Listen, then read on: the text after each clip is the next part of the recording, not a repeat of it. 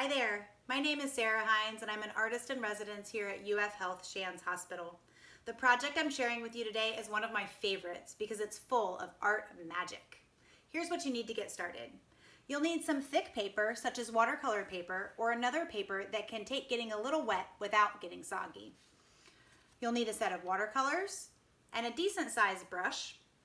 You'll need either a set of oil pastels or a set of crayons, a paper towel, and a glass of water. That's it. All right, let's get going.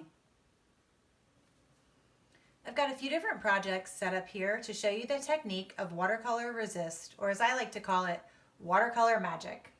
Let's start out with a simple scribble landscape. I'm going to take my yellow and do a tiny scribble line across my paper.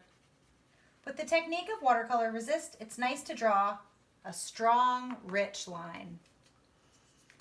Using my light green, I'll come in right under it, even overlapping it, and make my scribble a little bigger. Creating a landscape, I want to remember that things further away appear smaller. Now, with my dark green, I'll come in and go even bigger yet. A little bit of white spaces here and there, it's no big deal. Rotating through these three colors, I'll keep going, letting the oil pastels blend and getting bigger with each successive scribble. If you don't have oil pastels, you can use crayons. If you don't have oil pastels or crayons, you can even do this project with a candle.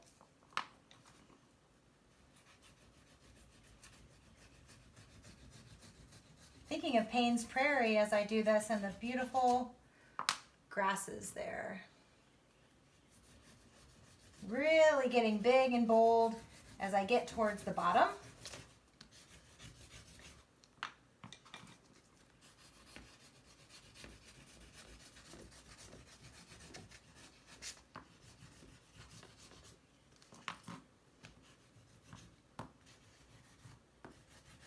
Final grasses in the foreground.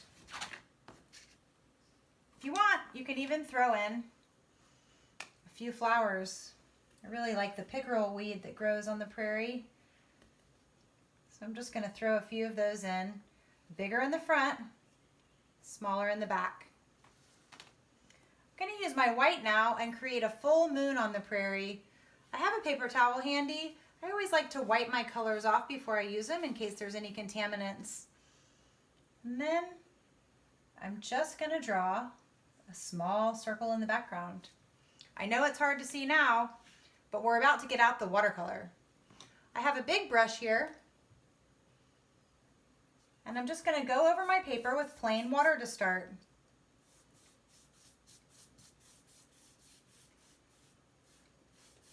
Until my paper is glistening wet, even over the prairie.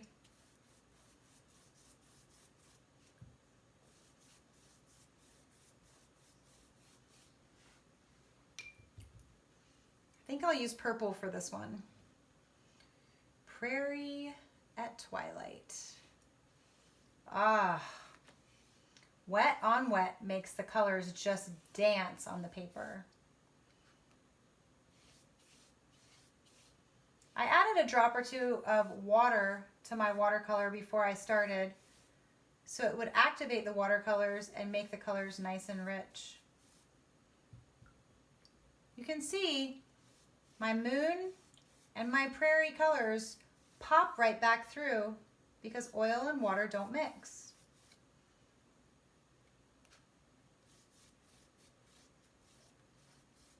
Painting over the whole painting. And at the end, these additional water droplets here can just be dabbed off with a paper towel or left to dry. While I've got the paper towel out, I can even dab a few clouds in the sky.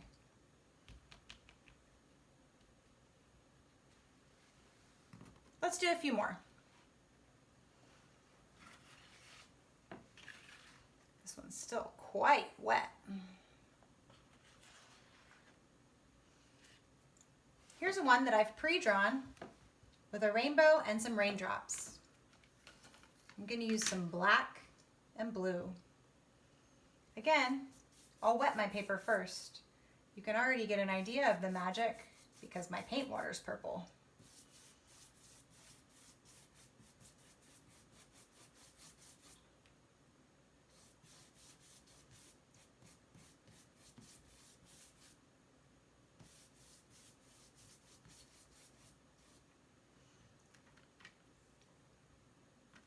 Again, I've put a drop or two of water in my black ahead of time.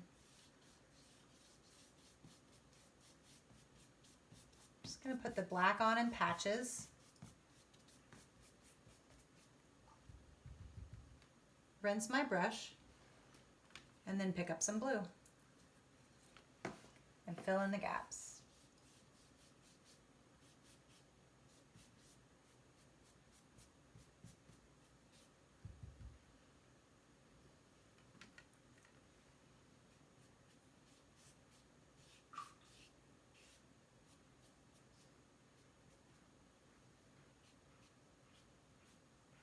Last but not least, I've got this friendly sea turtle here.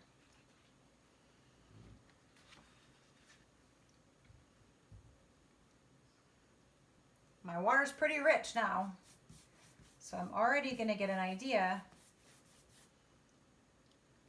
of the watercolor magic.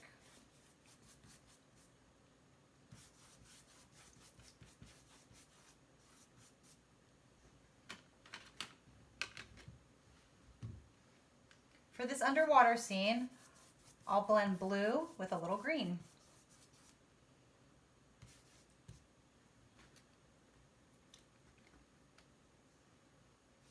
Oh, I love wet on wet. I love watching those colors, whoops, move around. Let's throw a little green in there.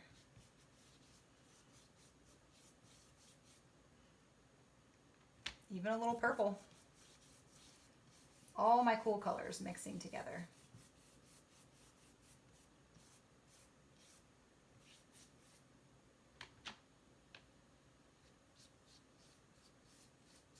That blue and purple makes a nice indigo.